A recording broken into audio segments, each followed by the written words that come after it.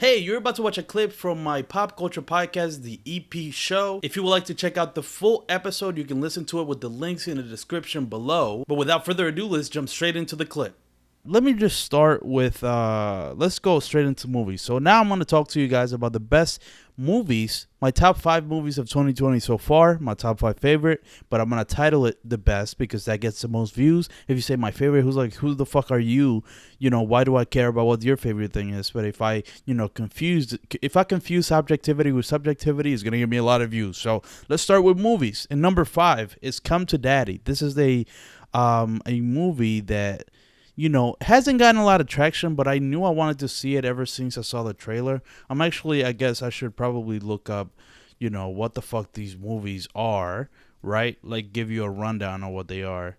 Yeah, I'll give you guys. So, Come to Daddy. This is a movie starring Elijah Wood.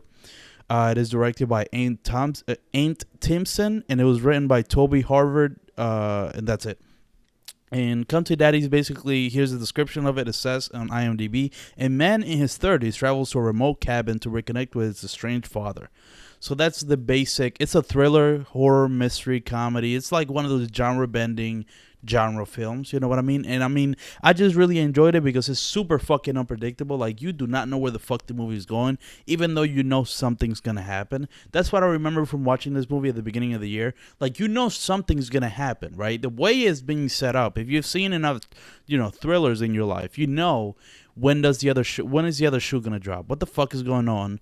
Why is Elijah Woods, the character Elijah Woods' dad so weird in the movie? Like, what the fuck is going on? And then it gets to it, and then it's a satisfying twist, and then it's a satisfying second half of the movie. So it's like, and the reason I'm saying it's satisfying, just so everybody knows, because the first half, like I said, that the other shoes are gonna drop, and you're watching the movie more so for that than you are for the first half, because the first half isn't that interesting because it's creating a lot of suspense, right? I think that's the point of it. But by the end of it, you're like, okay, there we go, now we got it, stuck the landing. And it actually has a lot more heart than you would expect. So it's not just a typical, thriller, just violence, twist, action, like none of that shit, surprises, none of that. It's not just that. It also has heart, which I really appreciated. But yeah, that is my number 5 movie of the year. Now let's move on to number 4. That is going to be I think this is actually the last big movie that came out in theaters. It just so happened to came out, and then 2 weeks later, all hell broke loose in the United States. But that is The Invisible Man. That's right. That's my number 4. Directed by Lee Whannell. It was written by Lee Whannell. And it stars Elizabeth Moss, Oliver Jackson Cohen, and Harriet Dyer. And basically, the movie's about this woman who's in this abusive relationship with this mega millionaire, and then she leaves him, and then he kills himself, but maybe he didn't, because now there's an invisible person chasing her. And basically, this is just a modern retelling of the typical Universal monster, the Invisible Man story, right? And it's actually really fucking good. Now, look, people are saying that this movie isn't good because it has a lot of progressive ideas, like gaslighting. Ooh, this movie's about gaslighting, therefore it must be some SJW propaganda. No, it's a good movie. It's a really good movie. The performances are amazing. This movie gets bleak. Like, I'm talking about bleak. It has some great action, which is not what you expect coming into the first. When you walk into the movie and you see the first 10 minutes, you don't expect it to be like an action movie, but it does turn into that, and it's a great action movie, and there's a great fucking ending, a super satisfying ending. Like I said, super bleak. It goes places you would not believe, but that makes it all the more like gut punching. You know what I mean? That's a good buzzword, gut punching. And yeah, like I said, Elizabeth Moss' performance was fucking amazing. The way Lee Whannell directs this Invisible Man and putting us in his point, or like the way he uses the camera to suggest there might be an Invisible Man, but there's nothing, but there might be something, but there isn't anything, that's fucking genius. And yeah, I just love the way that Lee Whannell did that. So that's my number 4 movie of the year. I probably should have looked up the the movies on IMDb before I start talking about them. But listen, I'm just a guy who doesn't give a fuck about the rules. I usually just fucking bullshit about the things. But now I kind of want to do a formal recommendation, so I have to look up the movie. But here it is. My number 3 movie of the year. That's going to be The Platform, or El Hoyo in Spanish. That's the original title. It's a Netflix movie, premiered in Sundance or some film festival last year, and it's finally on Netflix this year. And holy shit, this movie is fucking wild. And not only, and here's the thing. And look, I'm reading the names of the directors. And look, I have a Spanish accent, so I guess I can do it. It was directed by Galder Gatzelu. Yeah, even I can't do it. Yeah. A lot of weird looking Spanish names are involved in this movie, but the premise is basically, well, I'll read it because it's kind of complicated. It's simple, but it's kind of complicated. A vertical prison with 1 cell per level, 2 people per cell, only food. What the fuck? Only 1 food platform and 2 minutes per day to feed up to down. An endless nightmare trapped in the hole. That's a weirdly, submitted summary of this movie or synopsis, but whatever. Basically, this building, everybody, you go in there, and listen, a lot of the surprise is how everything works. You know what I mean? So I don't want to reveal a lot, but it's basically this building where like food goes down and there's people in each level, and the people at the top have all the food, and then depending on how greedy you are, it gets less and less and less food until the very bottom, right?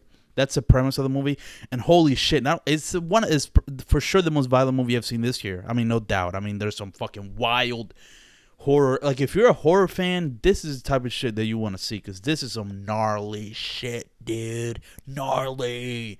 Yeah, but but it still has a lot to say about society, which is great. All great horror movies right now are doing that. The same thing that The Invisible Man did, The Platform is doing. It's quick. It's 90 minutes, but it packs a lot in there. Like, there's a lot of reveals. Like, every 10 minutes, like, something fucking new and huge happens. So, like, the pacing is amazing. The performances are amazing. And, I mean, the ending is kind of, some people didn't like it.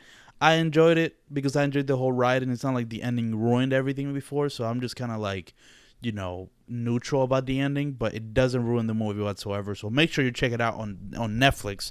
That's my number 2 movie of the year. And now, no, that's my number 3. Now let's get to my number 2, which I just recently watched, like, not that long ago, like about a month ago. And this movie I did a review of this movie, I believe. Yeah, I did a review of this, so you can find the review on the YouTube channel. But basically, number 2 is The Vas of Knight.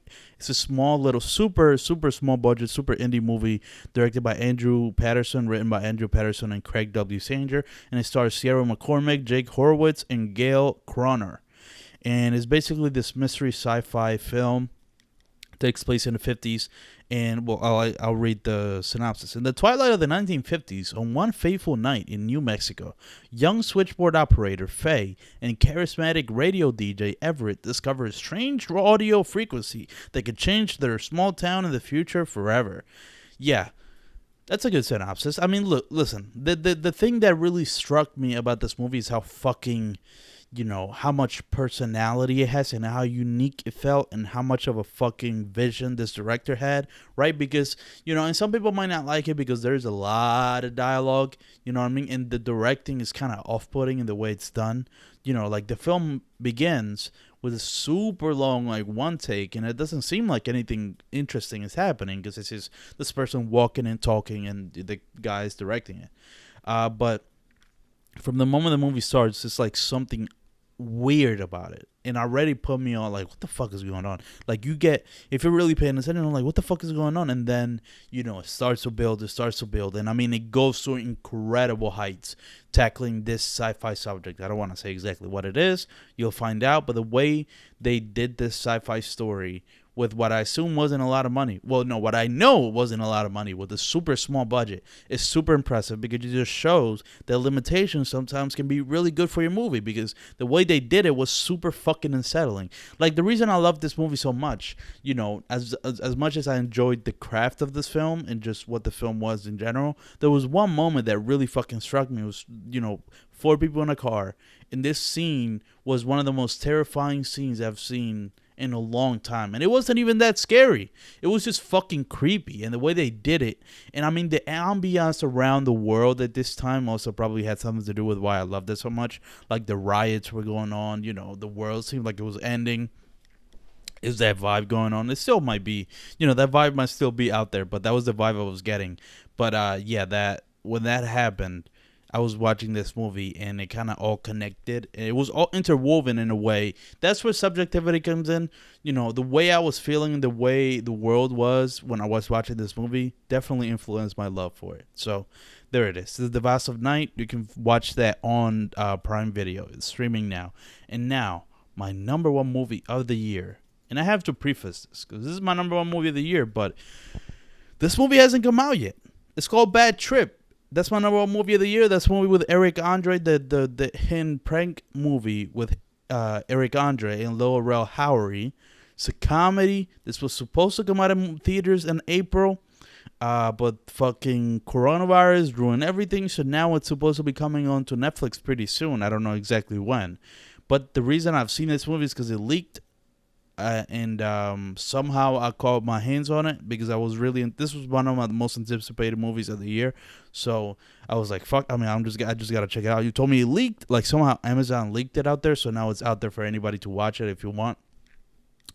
And I watched it because that's, like I said, this was my most anticipated movie of the year. And it was fucking everything I hoped it would be. You know what it is? This movie basically, is the synopsis. Oh, fuck it, I'll read the synopsis. This mix of a scripted buddy comedy road movie and a real hidden prank show follows the outrageous misadventures of two buds stuck in a rut who embark on a cross-country road trip to New York City. The storyline sets up shocking real pranks. Right, so it's basically they're doing like hidden camera pranks mixed with an actual story that creates this movie very similar to Bad Grandpa, but 100 times better than Bad Grandpa, and I'll get into that in a second.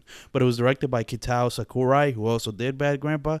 It was written by Eric Andre, Catherine Borel, and 3 more people, and it stars Eric Andre, Lil Rel Howery, and Tiffany Haddish. And basically, like I said, it's 100 times better than Bad Grandpa just because the pranks were better thought out. Here's the thing about this movie. This movie is basically the mainstream version, the more outlined and what's the term? Like accessible. This is the more fine-tuned and accessible version of the Eric Andre show. And the Eric Andre show is one of my favorite shows of all time.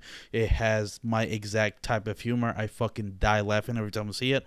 So you best believe I was dying laughing watching this movie. And like I said, it is accessible. And it has a feel-good story at the end of the day that everybody's going to enjoy. You know what I mean? So that's the thing I love so much about this movie. It's for sure, it's the funniest, like one of the funniest movies I've seen in a long time, like probably since 22 Jump Street. I think this is the most I've laughed since that movie. And 22 Jump Street came out like 6 years ago, right? Like Game Night was funny. I enjoyed that. And there's been some movies in the past that were really funny. But 22 Jump Street as a pure comedy was the most I've laughed in a long time. And this got real close to it, if not surpassed it. And just the pranks were inventive. The way they were telling the story it felt groundbreaking in a way that Bad Grandpa didn't, because the pranks in Bad Grandpa felt kind of disconnected from the story. In this movie, they make it a point to connect both in a seamless way, and that's why I loved it. And that's my number one movie of the year, Bad Trip.